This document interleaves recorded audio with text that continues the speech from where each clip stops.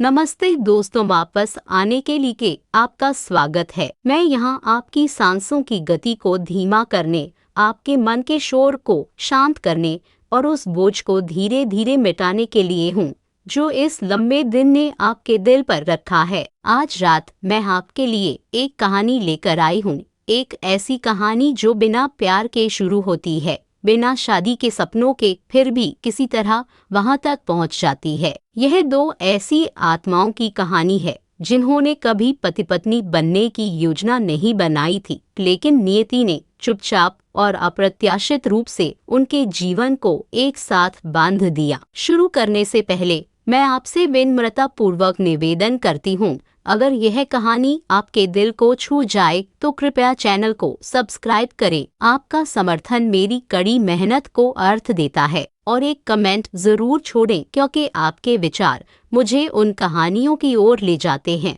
जिन्हें आप आगे सुनना चाहते हैं। अब आइए कहानी में कदम रखते हैं। शुरुआती दृश्य जल्दबाजी में शुरू होता है। एक आदमी कार में तेजी से बैठता है। उसका चेहरा कभी सामने नहीं आता। उसकी मौजूदगी क्षणभंगुर है, जैसे कि उसे कभी रुकना ही नहीं था। उसी क्षण हमारा परिचय हमारी नायिका से होता है। उसका नाम लिंडा है, एक मेडिकल कॉलेज की छात्रा, हाथों में मैरिज सर्टिफिकेट लिए चुपचाप खड़ी है और एक ब्लैक कार्ड जो दिखने में जितना भारी है उससे कहीं ज्यादा महसूस होता है। उसके विचार धीरे से गूंजते हैं, इतनी जल्दी क्यों? कागजात पर हस्ताक्षर करके बिना एक नजर देखे गायब क्यों हो गए? बिना शब्दों के सच्चाई सामने आती है, उनकी शादी हो चुकी है। वह आदमी केवल एक बार और दिखाई देता है, बैंक में पैसे जमा करने के लिए, उन्हें उसे सौंपने के लिए, और फिर वह फिर से चला जाता है,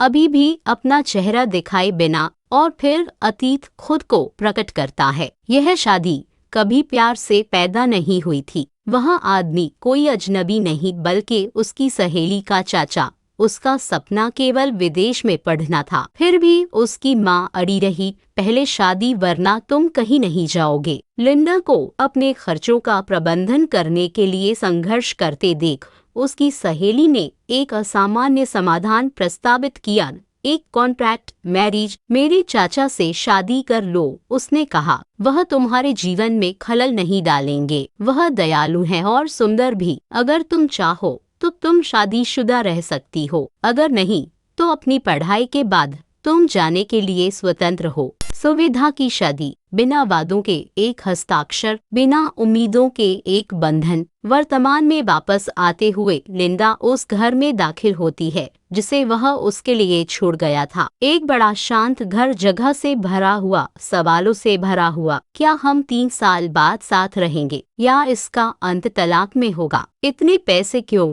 ऐसा घर क्यों? एक ऐसी शादी के लिए जिसका कोई मतलब नहीं है। समय चुपचाप बीतता है। 3 साल गुजर जाते हैं। लिंडा एक अस्पताल में अपनी इंटर्नशिप शुरू करती है और तभी किस्मत पर्दा उठाती है। नायक प्रकट होता है। एक डॉक्टर अपनी उच्च शिक्षा पूरी करने के बाद विदेश से लौटा है। अनुशासन का पक्का आदमी, रिजर्व्ड, दूर रहने वाला, रोमांस से अछूता। उसने कभी प्यार में विश्वास नहीं किया। शादी उसके लिए केवल एक औपचारिकता थी, एक अकेला हस्ताक्षर जिसने उसे अपने सपनों का पीछा करने की अनुमति दी। अब आइए अपनी नजर नायक की ओर मोड़े। वह कोई साधारण आदमी नहीं है, शहर के बेहतरीन डॉक्टरों में से एक लीडर जिसके पास एक प्रसिद्ध अस्पताल का 50% स्वामित्व है। न केवल इसे प्रबंधित करना, बल्कि एक उपचारक के रूप में इसमें सेवा करना। उसके बगल में उसका चचेरा भाई खड़ा है।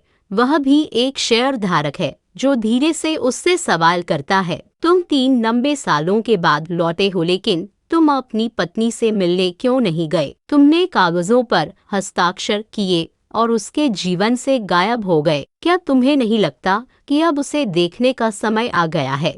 नायक रुकता है, फिर धीरे से जवाब देता है, मैंने अपनी उच्च शिक्षा में जो कुछ भी हासिल किया वह उसकी वजह से संभव हुआ। उसके बलिदान के बिना मैं आज यहाँ खड़ा नहीं होता। इससे पहले कि मैं उससे मिलूं, मैं उपहार लाना चाहता हूँ, सिर्फ चीजें नहीं बल्कि कृतज्ञता। इसी बीच शहर के दूसरे कोने में जिस अस्पताल में लिंडा काम करती है, वहाँ एक तनावपूर्ण क्षण सामने आता है। एक आदमी उस पर गुस्से में चिल्लाता है। उसके शब्द तीखे और क्रूर हैं। इससे पहले जब उसकी पत्नी चेकअप के लिए आई थी, लिंडा ने धीरे से पुष्टि की थी कि बच्चा स्वस्थ है, लेकिन जब एक बच्ची का जन्म हुआ तो उस आदमी का गुस्सा बदसूरत हो गया। मुझे बेटा चाहिए था, वह चिल्लाया। लिंडा डटी रही। आप अपनी इच्छा के अनुसार जीवन की मांग नहीं कर सकते। आप एक महिला के सामने इस तरह बोल रहे हैं और कानून के अनुसार कोई भी लिंग के आधार पर बच्चे को निर्धारित या नुकसान नहीं पहुंचा सकता। यह एक अपराध है।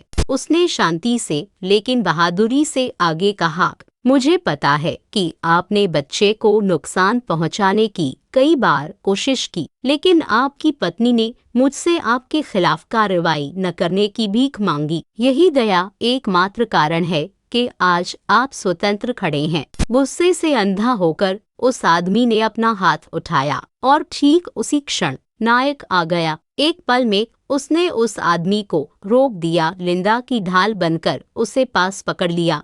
जैसे ही खतरा टल गया, उस आदमी ने फिर कोशिश की और फिर से उसे रोक दिया गया। सन्नाटा छा गया। नायक ने अभी भी उसे पकड़ रखा था। सुरक्षात्मक कड़िग उसका चचेरा भाई चिढ़ाते हुए मुस्कुराया।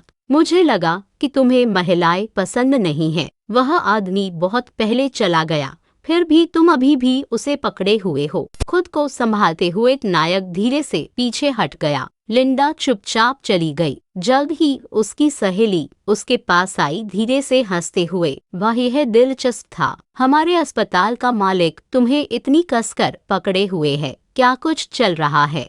लिंडा ने सिर हिलाया। नहीं, मैंने आज उन्हें पहली बार देखा है। पास की एक दूसरी महिला ने अन के शब्द फुसफुसाए, बिना समझे न्याय करते हुए। इससे पहले कि चीजें आगे बढ़ती, अस्पताल का एक कर्मचारी आया। निदेशक ने आप दोनों को बुलाया है। अस्पताल के मालिक के सहायक के लिए एक इंटरव्यू है। लिंडा और उसकी सहेली साथ गए। केबिन के अंदर नायक ने चुपचाप अवलोकन किया। पहले की घटनाओं को देखने के बाद वह निश्चितता के साथ बोला, मैंने बाहर तुम्हारा साहस देखा। मैं इसकी प्रशंसा करता हूँ। तुम मेरी सहायक बनोगी और मेरे साथ मिलकर काम करोगी। उस दिन बाद में नायक को उसके चचेरे भाई का फोन आया। तुम मेरी सहेली से मिलने कब जाओगे? तुमने उसे 3 साल पहले छोड़ दिया था, एक फोन कॉल तक नहीं किया। क्या तुम जानते हो कि वह कितनी आहत होगी? उसने दृढ़ता से उत्तर दिया, मैं उससे जल्द ही मिलूंगा। मैं उपहार लाया हूँ, लेकिन पहले मुझे उससे बात करने की जरूरत है और साथ में अपने भविष्य का फैसला करना है। लिंडा की ओर मुड़ते हुए वह झिझका, फिर पूछा, मुझे मदद चाहिए। मुझे नहीं पता कि मेरी पत्नी के लिए कौन सा उपहार सही होगा। क्या तुम मेरे साथ चलोगी?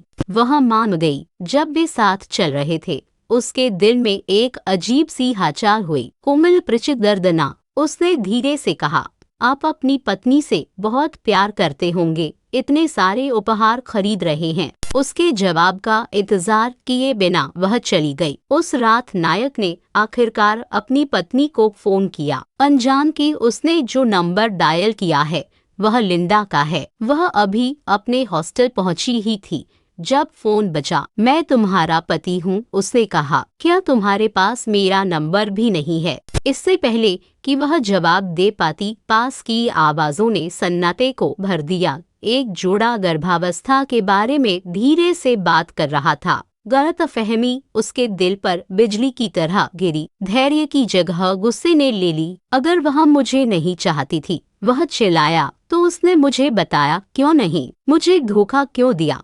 भ्रमित और आहत लिंडा सुन्न खड़ी रही। उसके तुरंत बाद उसकी सहेली का फोन आया। क्या मेरे चाचा तुमसे मिलने आए थे? लिंडा ने इंतजार किया। मिनट बीत गए, फिर घंटे, लेकिन नायक कभी नहीं आया और निराशा चुपचाप उसके दिल में घर कर गई। अगली सुबह चुपचाप आई, लेकिन शांति दोनों के दिलों से गायब थी। वे भारी विचार लिए अस्पताल में दाखिल हुए। नायक इस विश्वास से परेशान कि उसकी पत्नी ने उसे धोखा दिया है। नायिका खामोशी से आहत यह सोचते हुए कि जिस आदमी ने आने का वादा किया था वह कभी क्यों नहीं आया। दोनों ने रात बेचैनी में बिताई थी, नींद आने से इनकार कर रही थी। नियति हालांकि पहले से ही काम पर थी। जैसे ही लिंडा गलियारे से गुजर रही थी, ऊपर से बक्सों का एक ढेर अचानक फिसल गया। इससे पहले कि डर उसे पकड़ पाता, मजबूत हाथों ने उसे पीछे खींच लिया। यह वही था, एक बार फिर उसने उसे बचा लिया था। एक पल के लिए समय रुक गया। वह उसे देखती रही, नजरें हटाने में असमर्थ। उसने गौर किया और हल्के से पूछा, तुम मुझे कब तक ऐसे ही देखती रहोगी? खुद को संभालते हुए उसने तुरंत अपनी नजरें हटा ली। सॉरी और शुक्रिया, वह फुसफुसाई और तेजी से आगे बढ़ गई। उस दिन बाद में लिंडा एक वीआईपी मरीज को देखने गई जो अस्पताल के शेयरधारकों में से एक था। उसकी मुस्कान असहज थी, उसके शब्द अनुचित। तुम बहुत खूबसूरत लग रही हो, उसने कहा। अगर तुम मेरे साथ सहयोग करती हो तो मैं तुम्हें एक शक्तिशाली पद दे सकता हूँ। उसका हाथ एक मर्यादा पार कर गया। लिंडा ने तुरंत प्रतिक्रिया दी, उसे पीछे धकेला और गुस्से में उसे थप्पड़ मार दिया। अपमानित और आग बुला होकर उस आदमी ने अपना हाथ उठाया, लेकिन इससे पहले कि वह गिरता, नायक आ गया। उसकी आवाज तीखी और आदेशात्मक थी। तुम्हें इस तरह व्यवहार करने का कोई अधिकार नहीं है। मुझे तुम्हारे शेयरों की जरूरत नहीं है। तुम्हें इस अस्पताल से छुट्टी दी जाती है अभी। वह आदमी कड़वाहट से हंसा। इसके लिए वह सिर्फ एक इंटर्न है और तुम उसे मेरे ऊपर चुन रहे हो। फिर उसने एक ऐसी सीमा पार कर दी जहां से वह कभी लौट नहीं सकता था। अगर तुम उसे चाहते हो तो बस कह दो, मैं उसे तुम्हारे पास भेज दूंगा। नायक ने आपा खो दिया। उसका गुस्सा शब्दों से ज्यादा बोला। मैं इस अस्पताल का मालिक हूँ, उसने घोषणा की। इस क्षण से तुम्हारे शेयर रद्द किए जाते हैं। बाहर निकलो और कभी वापस मत आना। सन्नाटा छा गया। बाद में लिंडा उसका शुक्रिया अदा करना चाहती थी। वह उसके कमरे में गई, लेकिन दरवाजे पर ही रुक गई। वह कपड़े बदल रहा था। शर्मिंदा होकर उसने आंखें बंद कर ली। अजीबोगरीब स्थिति को तोड़ते हुए उसने धीरे से पूछा, कल क्या आप अपनी पत्नी से मिलने गए थे? वह रुका। मुझे नहीं लगता कि यह काम करेगा, उसने धीरे से जवाब दिया। मैंने गलत समय पर उसके जीवन में प्रवेश किया। सब कुछ गलत हो गया। लिंडा झिझकी फिर ईमानदारी से बोली, मुझे लगता है कि कोई गलतफहमी हुई है। कृपया जाए और सीधे उससे बात करें, तभी आपको सच्चाई का पता चलेगा। उसके शब्द उसके साथ रह गए। मैं वैसा ही करूँगा जैसा तुम कह रही हो, उसने जवाब दिया। तभी लिंडा का फोन बजा। यह उसकी सहेली थी। आज रात उसने कहा, मैं तुम दोनों की बात करवा दूंगी, कृपया इंतजार करो। लिंडा मान गई। उस दिन बाद में नायक फिर से उसके पास आया। मुझे तुम्हारी मदद चाहिए अपनी पत्नी के लिए कपड़े चुनने में। वह मान गई और उन्हें सावधानी से चुना। जल्द ही बाद में उसके चचेरे भाई का फोन आया। क्या तुम आज उससे मिलने आ रहे हो या नहीं? उसने पूछा। हाँ, उसने जवाब दिया। बस मुझे जगह बताओ, घर आ जाओ, उसने चिढ़ाते हुए कहा। और ईमानदारी से, क्या तुम्हें अपनी पत्नी का नाम भी पता है? लिंडा, उसने आत्मविश्वास से जवाब दिया। वहाँ एक सन्नाटा छा गया। नहीं, उसने सुधारा, वह एलिंडा है।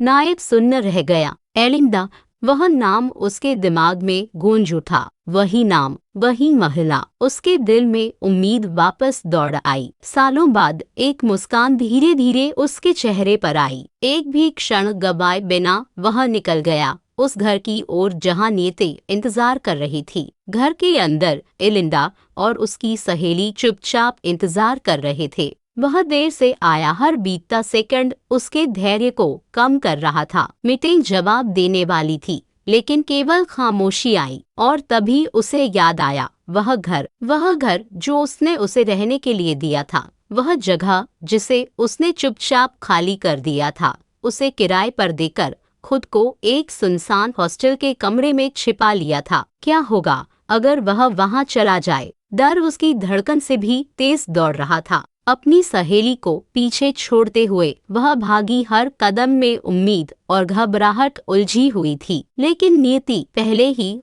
उससे आगे निकल चुकी थी। वह वहां आ गया था, उसी घर में, वह घर जो कभी उसका नाम ढोता था। इसके बजाय उसने एक दूसरा जीवन देखा। एक गर्भवती महिला अपने पति के बगल में खड़ी उधार की खुशी में मुस्कुरा रही थी। एक ही नजर में उसका दिल टूट गया। तो यही सच है, उसने सोचा। प्यार की जगह उसने ले ली। बिना एक शब्द कहे उसने उपहार वहीं छोड़ दिए और टूटे हुए दिल के साथ घर लौट आया। पति ने उपहार इकट्ठे किए, इस बात से बेखबर कि वे गलतफहमी में लिपटे हुए थे। कुछ पलों बाद वह पहुंची, हाँफते हुए, उम्मीद से भरी। क्या कोई यहाँ आया था मुझे ढूंढते हुए? उसने पूछा। वे शालीनता से मुस्कुराए। नहीं, उन्होंने झूठ बोला। डर था कि कहीं वह वापस न ले ले जो नीति ने दिया है। इसी बीच गुस्सा उसे खाए जा रहा था। उसने अपने चचेरे भाई को फोन किया।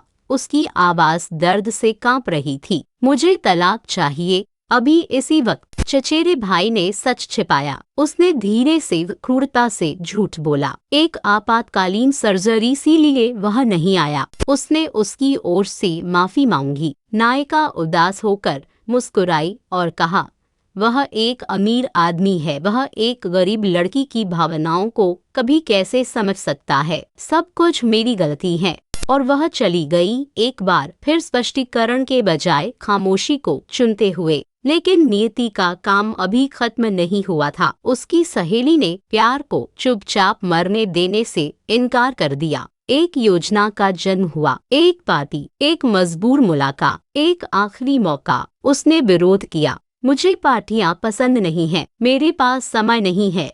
लेकिन किस्मत ने जोर दिया और इसलिए वह आया। वह देर से पहुंची और उस देरी ने उसके संदेह को हवा दी। देखा, उसने कड़वाहट से कहा, अब उसके मन में मेरे लिए कोई भावना नहीं बची है। फिर उसने प्रवेश किया। उसने उसे देखा, लेकिन उसकी उपस्थिति को इत्तेफाक समझ लिया। इससे पहले कि वह प्रतिक्रिया दे पाता, एक दूसरा आदमी आगे बढ़ा, उसके अतीत का मजाक उड़ाते हुए, उसके बदलाव का अपमान करते हुए। उसके डर से पहले उसका हाथ चला। कमरे में एक थप्पड़ गूंज उठा। उस आदमी ने अपना हाथ उठाया, लेकिन नियति तेजी से आई। वह मेरी पत्नी है, नायक ने उनके बीच खड़े होकर घोषणा की। अब तुम क्या कर सकते हो? सन्नाटा छा गया। चचेरा भाई अपनी राहत में मुस्कुराया। उससे वह याद है, मेरा मिशन पूरा हुआ, न्याय हुआ, बदमाश को सजा मिली, सच्चाई ऊंची खड़ी रही। तुम अभी भी एक इंटर्न हो, नायक ने बेरुखी से कहा। तुम यहाँ क्या कर रही हो? उसने धीरे से जवाब दिया, मैं किसी से मिलने आई थी। जैसे ही उत्सव शुरू हुआ, वह चुपचाप बैठी रही। किसी का ध्यान उस पर नहीं गया। उसने उससे कहा, जो चाहो मांग लो। उसने एक महंगी अंगूठी उठाई, उसे उसके हाथ में रखा और कहा, मैंने यह आपकी पत्नी के लिए खरीदी थी। उसकी आवाज सख्त हो गई। मुझे अब इसकी जरूरत नहीं है, इसे अपने पास रखो या दान में दे दो। वह शांत विश्वास के साथ मुस्कुराई। एक दिन सब कुछ बदल जाएगा। उस दिन मैं तुम्हें यह फिर से दूंगी। लेकिन उसका दिल पहले से ही झूठ के जहर से भरा था। वह मेरे लिए नहीं आई, उसने कहा। अब उसे मजबूर मत करो। उसका कोई और आदमी है, वह गर्भवती है। सदमा आग की तरह फैल गया। क्या गर्भवती? क्या तुम पागल हो? उसकी सहेली चिल्लाई। मैं अब इस बारे में बात नहीं करना चाहता, उसने कहा और कॉल काट दिया। और ठीक वैसे ही प्यार आमने सामने खड़ा था, दूरी से नहीं बल्कि गलतफहमी से अलग। उस रात अकेलेपन ने उसे फिर से ढूंढ लिया और इस बार उसने उसे शराब में डुबो दिया। एक के बाद एक ड्रिंक, एक ऐसी पत्नी को भूलने की कोशिश जिसे उसने विश्वास किया था कि उसने धोखा दिया है। चिंतित होकर उसके चचेरे भाई ने उसे फोन किया। वह नशे में है, बहुत बुरी तरह। मुझे लगता है कि वह तुमसे कहीं ज्यादा प्यार करता है जितना वह स्वीकार करता है। हैंगओवर में भी उसने मुझसे अपनी सहायक को उसके साथ भेजने को कहा। कृपया उसे घर ले जाओ। वह गई। वह उसे उसके घर वापस ले आई, उसके लड़खड़ाते कदमों को सहारा देते हुए। जब उसकी उंगलियां उसकी त्वचा से छुईं, उसका दिल धड़क उठा। वह बुखार से तप रहा था। वह दवा लेने भागी, लेकिन जब वह लौटी वह सोफे पर नहीं था। वह मुड़ी और वहाँ वह था, उसके पीछे खड़ा, अभी अभी नहा कर निकला हुआ पानी अभी भी अनके शब्दों की तरह उससे चिपका हुआ था। क्या तुम मुझे ढूंढ रही हो? उसने धीरे से पूछा। समय रुक गया। वह फिसली, लेकिन किस्मत ने उसे गिरने से रोक दिया। उसने उसे थाम लिया, मजबूत निष्ठ। उस नाजुक सन्नाटे में उसके पेट ने एक धीमी आवाज के साथ उसे धोखा दिया। वह मुस्कुराया। क्या तुम गुस्से में हो या भूखी हो? फिर धीरे से, क्या हम डिनर के लिए बाहर चले? वे गए। मेज के उस पार वह उसे ध्यान से देख रही थी। एक अमीर आदमी, फिर भी विचारशील, सौम्य, अपने बगल वाली महिला का ख्याल रखते हुए। उसका दिल फुसफुसाया, काश मेरा पति मुझे इस तरह देखता। और उसके दिल ने पलटकर तर्क दिया, वह गरीब है, फिर भी बहुत ख्याल रखने वाली, जबकि मेरी पत्नी ने धोखा देना चुना। मैं अपनी पत्नी को तलाक देने जा रहा हूँ, उसने अचानक कहा। उसके जीवन में कोई और आदमी है। उसकी सांस अटक गई। कृपया मुझे माफ कर दे, उसने धीरे से कहा। मैं अब इस बारे में बात नहीं करूंगी। उसने उसकी ओर देखा। क्या तुम शादीशुदा हो? हाँ, उसने जवाब दिया। सब अच्छा चल रहा है। मेरे पति मेरा बहुत ख्याल रखते हैं।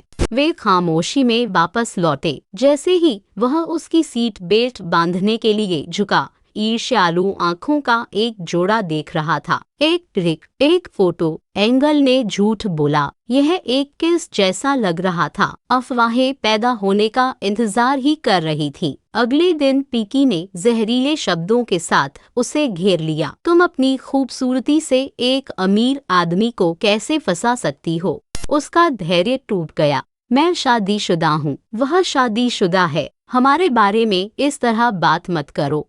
लेकिन पीकी क्रूरता से मुस्कुराई। मैं झूठ नहीं बोल रही हूँ, मेरे पास सबूत है।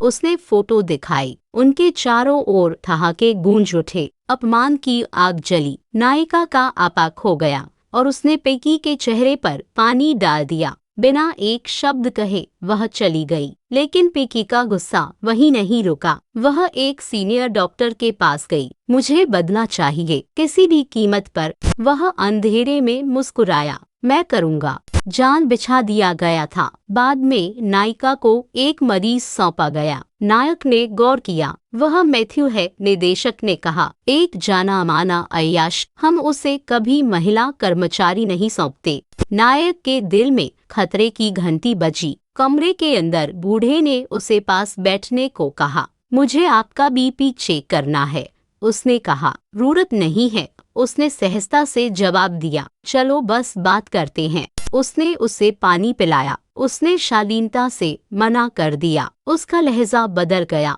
ऐसा पहले भी हुआ था। एक कर्मचारी ने मेरा पानी मना कर दिया था। वह सस्पेंड कर दी गई थी और अब वह सामान्य भी नहीं है। डर समा गया। अपनी प्रवृत्ति के खिलाफ उसने पी लिया। बहुत देर हो चुकी थी। उसका सिर घूमने लगा। उसका शरीर कमजोर पड़ गया। वह करीब आया। हाथों ने सीमाएं पार की। तभी दरवाजा धड़ाम से खुला। नए, तमाशा मत करो डॉक्टर, उस आदमी ने व्यंग्य किया। वे हमारे लिए काम करती हैं, उन्हें एडजस्ट करना चाहिए। आज रात इसे यहीं छोड़ दो। यह उसकी आखिरी गलती थी। नायक का गुस्सा फूट पड़ा। उसने उसे नीचे गिराया और चेतावनी दी। मैं एक डॉक्टर हूँ। अगर मैंने तुम्हें शल्य चिकित्सा के रूप में छुआ तो तुम कभी दोबारा ऐसा नहीं सोचोगे। वह उसे ले गया, लेकिन जहर अपना काम शुरू कर चुका था। वह उससे चिपक गई, भ्रमित स्नेही, खुद में नहीं। मेरी ओर देखो, उसने धीरे से कहा। मैं तुम्हारा पति नहीं हूँ, मैं तुम्हारा डॉक्टर हूँ। कृपया होश में आओ। वह नहीं आ सकी, इसलिए उसने उसकी रक्षा की, संयम के साथ, सम्मान के साथ। वह तब तक जागता रहा जब तक कि उसे नींद नहीं आ गई। सुबह हुई। उसकी आंखों में डर के साथ वह जागी। क्या मैंने कुछ गलत किया? वह धीरे से मुस्कुराया। भगवान का शुक्र है कि मेरे पास आत्मनियंत्रण है। तुम सुरक्षित हो। उसकी आंखों में आंसू भर आए। आई एम सॉरी, कृपया मुझे माफ कर दें। ठीक है, उसने धीरे से कहा। कुछ नहीं हुआ, बस आराम करो। अगली सुबह सच्चाई ने आखिरकार दस्तक दी। नायक ने सीनियर डॉक्टर को बुलाया, वही आदमी जो पिकी की छाया के पीछे छिपा था। उसकी आवाज शांत थी, लेकिन हर शब्द में खतरा था। अवैध गतिविधियां, फर्जी बीमारियां, झूठी मेडिकल रिपोर्टों का उपयोग करके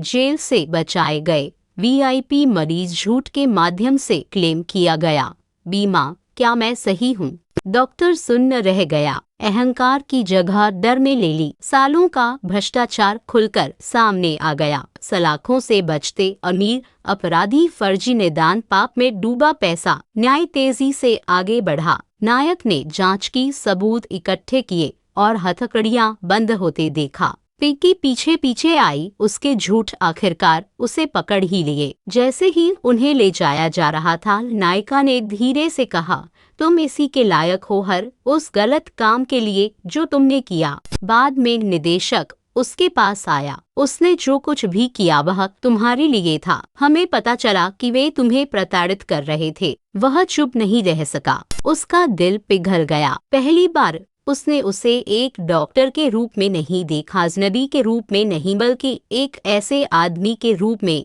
जिसने बिना कुछ मांगे उसकी रक्षा की। और धीरे धीरे पसंद गर्माहट में बदल गई। तभी किस्मत ने हंगामा मचा दिया। एक और चचेरा भाई लौटा। नाम में विदेशी डिग्रियां, हकीकत में विदेशी मजा। मैं विदेशी लड़कियों से ऊब गया हूँ। वह फोन पर हंसा। मैं अपने देश की लड़कियों को देखना चाहता हूँ। आज रात पार्टी। हे भगवान, नायक ने आह भरी। तुम मुझे प्रताड़ित करने वापस आ गए। मैं तुम्हारे बिना शांति में था। उस लापरवाह क्षण में वह नायिका से टकरा गया। चचेरे भाई ने उसे तुरंत पहचान लिया, शादी के दिन वाली दुल्हन, लेकिन उसने उसे नहीं पहचाना। क्या तुम ठीक हो? उसने सहजता से पूछा। क्या तुम मुझे जानती हो? आप कौन हैं? उसने पूछा। मैं गो परिवार से हूँ। कौन सा परिवार? उसने मासूमियत से जवाब दिया। और तभी उसे एहसास हुआ वह अभी तक अपने पति से नहीं मिली है। एक दुष्ट विचार पनपा। मैं तुम्हारा पति हूँ, उसने आत्मविश्वास से कहा। क्या तुम्हें मैं याद नहीं हूँ?